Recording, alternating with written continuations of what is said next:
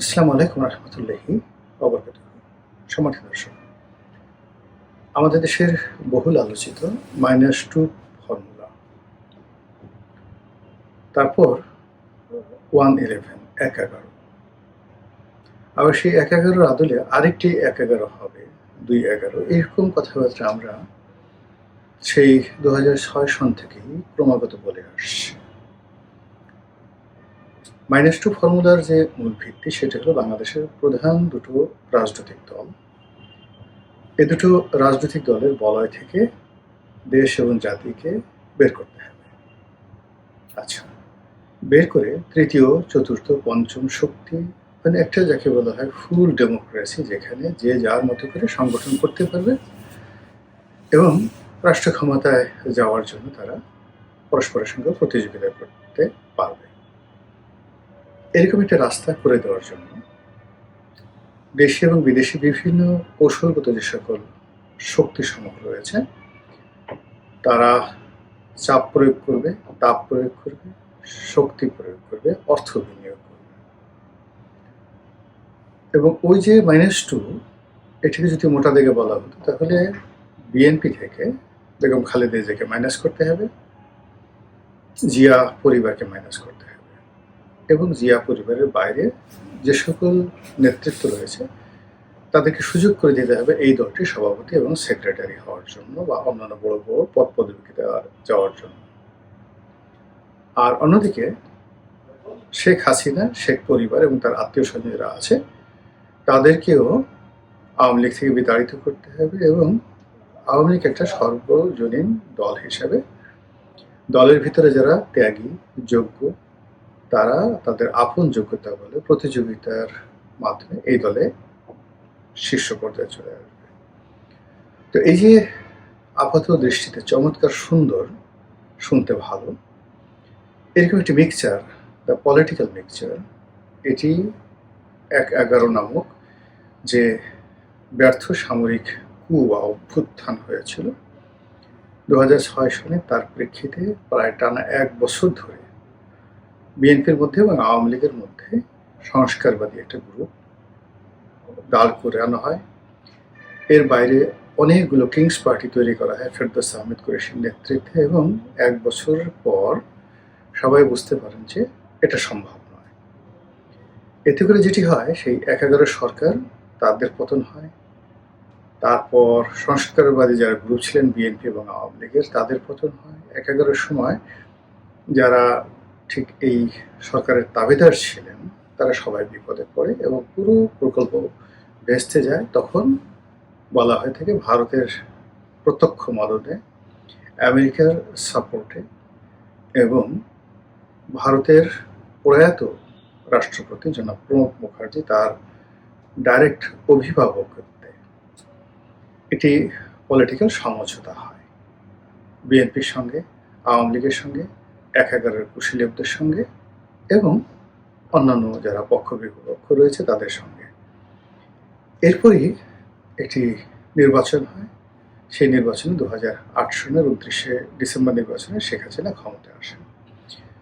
তো এইভাবে 1 বছর 1.5 বছর মোটামুটি একটা চমৎকার পরিবেশে চলছিল। বিএনপি আপত্তি করেনি, মৃদুভাবে বলার চেষ্টা করছিল যে এখানে সূক্ষ্ম কারচুপি হয়েছে বা ইত্যাদি ইত্যাদি নানা রকম কথাবার্তা।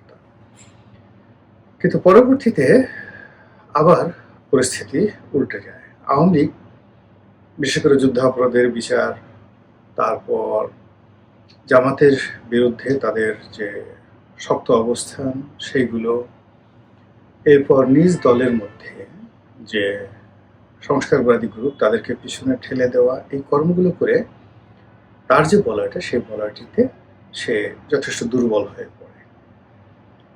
আর অন্যদিকে বিএনপিকে শক্তিশালী করার পরিবর্তে 111 সময় বিএনপির বিরুদ্ধে যে মামলা হয়েছিল সেই মামলাগুলো তারা চলমান রাখে, আর 111 সময় আওয়ামী লীগের বিরুদ্ধে যে মামলাগুলো হয়েছিল সেই মামলাগুলো তারা উঠিয়ে নেয়।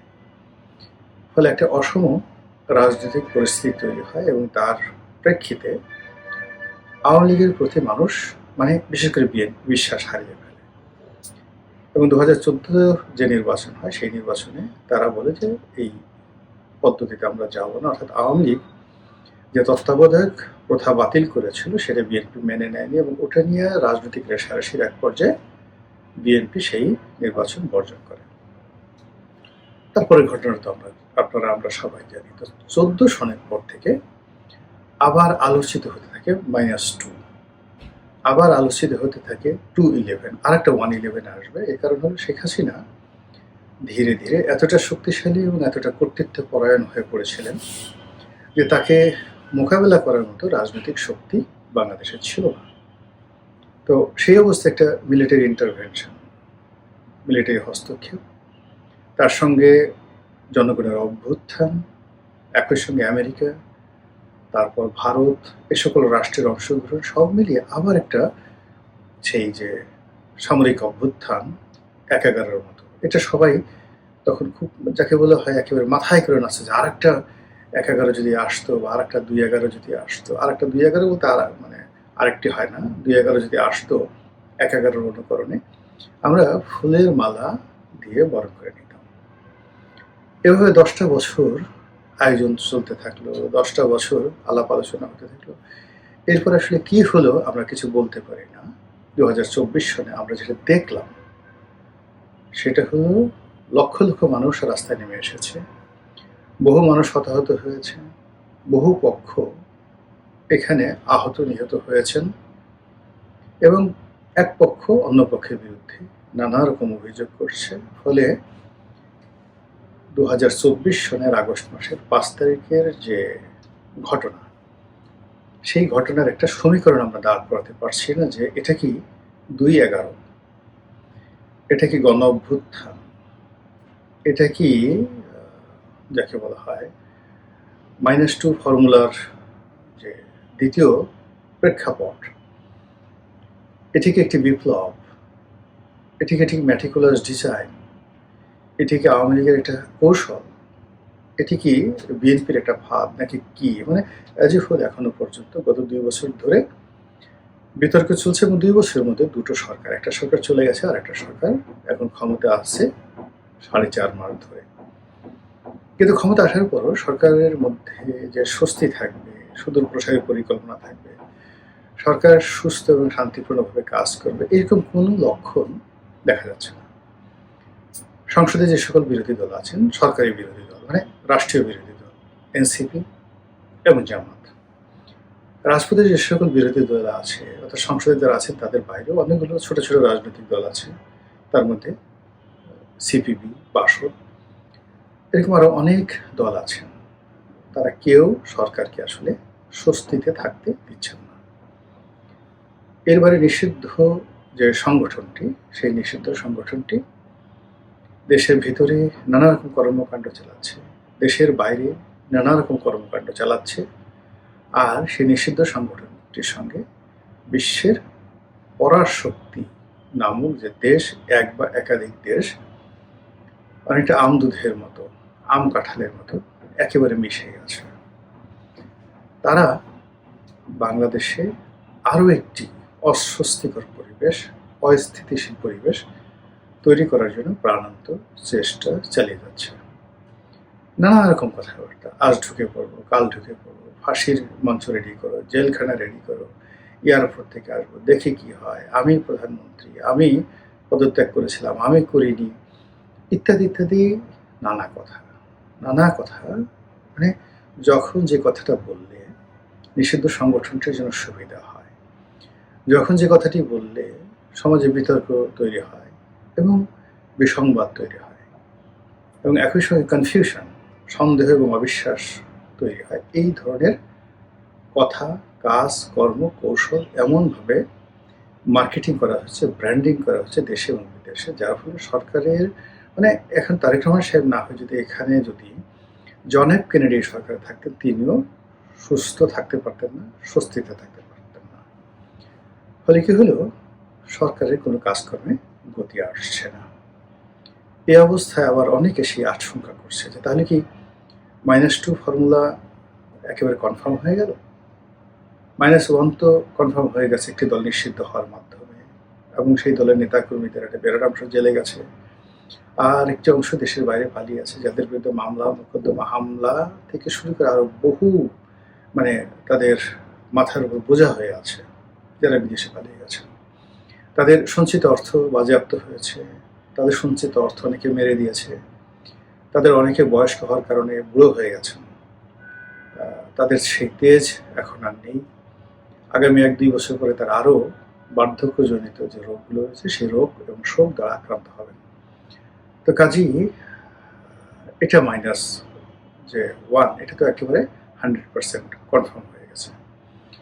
এখন সেই বিভিন্ন শক্তি যদি একত্র হয়ে রেজিম চেঞ্জ করার জন্য আন্দোলন করে এবং সরকার যদি কোনো কারণে সেটা পরিস্থিতি মোকাবেলা করতে ব্যর্থ হয়, তাহলে আওয়ামী লীগের মতো বিএনপির অবস্থাও ওইরকম মাইনাস হয়ে যাবে। অর্থাৎ এখন বিএনপির পতন মানে যে কোনোভাবে পতন মানে বিএনপির অস্তিত্ব শেষ হয়ে যাবে এবং আওয়ামী লীগ বিএনপি এই দুটো দল আবার ফিরে আসবে, এটি কল্পনায় এবং কাব্যে কিংবা সাহিত্যে স্থান পাবে। বাস্তবতা এটা খুবই দুরূহ একটা বিষয়। তাহলে যখন এরকম দুটো প্রবল শক্তি রাজনীতির প্রতিদ্বন্দ্বী, একটির 100% দাফন কাফন হয়ে গেছে, আরেকটির দাফন কাফন করার জন্য সকল পক্ষ, মানে এখানে যার দাফন কাফন হয়ে গেছে সে কবর থেকে বলছে যে আমি তো মরছি, ওকে নিয়ে আসো, একসাথে আমরা কবরের মধ্যে গলাগলি করে থাকবো, এরকম একটা ঘটনা ঘটছে। আর অন্যান্য যারা আছে তারা মনে করছে যে না, সতীনের যে ছেলে তাকে দেখতে আমার একদম ভালো লাগছে না, কাজেই যে কোনো মূল্যে এই অবস্থা থেকে আমাকে মুক্তি পেতে হবে। এই জন্য সকল পক্ষ চক্রান্ত করছে এবং এই চক্রান্ত মোকাবেলা করে বিএনপি যদি টিকতে পারে গাজী, আর যদি টিকতে না পারে তাহলে তারা আওয়ামী লীগের মতোই মাইনাস হয়ে যাবে। তো সেক্ষেত্রে কি হলো, দুটো মাইনাস হয়ে গেল। এরপর এটা মাইনাস হওয়ার পর একটা শক্তি তো আসতে হবে। সেই শক্তিটা কি, কারা? অতীতে যেভাবে একটি শক্তিকে আনার জন্য প্ল্যান ছিল, যেমন আমাদের দেশে যে নির্বাচনের আগে মেরুকরণ হয়, সেই মেরুকরণ ধরেন 91 নির্বাচনটাতে কোনো মেরুকরণ করা যায়নি, কিন্তু 96 থেকে প্রতিটি নির্বাচনে কিন্তু বিদেশি পক্ষের একটা ইনভলভমেন্ট ছিল। তো সেই ইনভলভমেন্টের কারণে বিদেশি শক্তিগুলো তারা মোটামুটি সিদ্ধান্ত নিত যে এই দলটি বা এই গ্রুপটি ক্ষমতায় আসবে। এমনকি 11 সময় 2011 সময়ও এরকম ঘটনাগুলো ঘটেছে। তো সেই ক্ষেত্রে যদি -2 যে কথা বললাম সেটা কনফার্ম যেটা হয়ে যায়, তাহলে +1 একজনকে তো একটা দলকে তো আনতে হবে। সেই দলটা কে? জামাত, এনসিপি, বামাত নাকি কারা? নাকি একেবারে সম্পূর্ণ হামিদ কারজাইয়ের মতো, আফগানিস্তানের হামিদ কারজাইয়ের মতো এরকম কেউ, যে আমেরিকাতে থাকেন বা আমেরিকাতে ছিলেন, তাকে কেন্দ্র করে একটি সরকার গঠন করা হবে। তার পেছনে শক্তিশালী যে পক্ষগুলো, দেশি বিদেশি পক্ষগুলো সশস্ত্র অবস্থায় থাকবে। মূল রাজনৈতিক যে দলগুলো তাদেরকে দৌড়ের উপরে রাখা হবে এবং শিশির মতো, মিশরের শিশির মতো এরকম একটা সরকার ব্যবস্থা চালু হবে। অথবা সেই অস্ত্রের মুখে যেভাবে পাকিস্তানের বিরোধী দলগুলোর মধ্যে যারা বাঘ এবং মোষ ছিল তাদেরকে একত্রে মানে এক ঘাটে জল খাতে বাধ্য করা হয়েছে, পাকিস্তান পিপলস পার্টি, বেনজির ভুট্টো এবং নওয়াজ শরীফের মুসলিম লীগ একত্র করা হয়েছে এবং মাওলানা ফজলুর রহমানের যে দল, তো এই একত্র করা হয়েছে 3টি পরস্পর বিরোধী দল। আর জেনারেল ওসিম মনির সেটা পর্দার আড়াল থেকে চালাচ্ছে। এরকম ঘটনা যে বাংলাদেশে ঘটবে না সেটা কিন্তু বলা যাচ্ছে না। আর এরকম ঘটনা যদি ঘটে যায় তাহলে 4th স্টেজে যেটা হয় সেটা হলো তৃতীয় 1-11। এখন দ্বিতীয় 1-11 নিয়ে তেমন কিছু বললাম না, এটা আপনারা বুঝতে পারেন। কেন বললাম না বলা ঠিকও হবে না, কিন্তু আপনারা বুঝতে পারেন যে 1-11 যেভাবে ঘটে গেছে 2-11 ঠিক সেই একইভাবে ঘটে গেছে। তো এর কারণ হলো 2024 সনের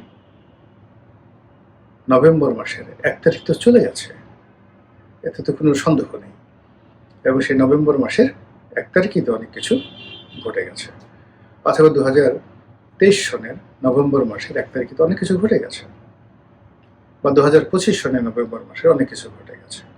তো 1-11 মানে আমরা 1-11 বলতে যেটা বুঝাই সেটা হলো 2-11 মানে সেকেন্ড ভার্সন। তো সেক্ষেত্রে যদি আবার নতুন কোনো হয় তাহলে সেটির উপাধি কি হবে? 3-11। এখন এই 3-11 নিয়ে চিন্তা করতে থাকুন, দেখতে থাকুন, আমরাও দেখতে থাকি। মহান আল্লাহ আমাদের সবাইকে হেদায়েত দান করুন এবং হেফাজত করুন। আসসালামু আলাইকুম ওয়া রাহমাতুল্লাহি ওয়া বারাকাতুহু।